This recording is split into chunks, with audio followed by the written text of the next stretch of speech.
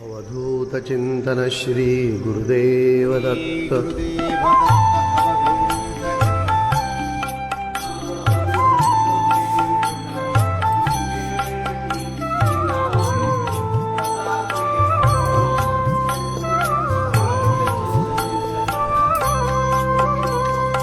जय योगीश्वर दत्त दयाळ, तुझ एक जगमा प्रतिपाळ। अत्र्य नसूया करी निमित्त, प्रगट्यो जग कारण निश्चित।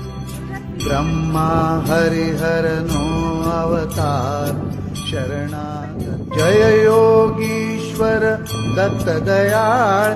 तुझ एक जगमा प्रतिपाळ, अत्र्य नसूया करी निमित्त। प्रगट्यो जग कारण निश्चित, ब्रह्मा हरिहर नो अवतार।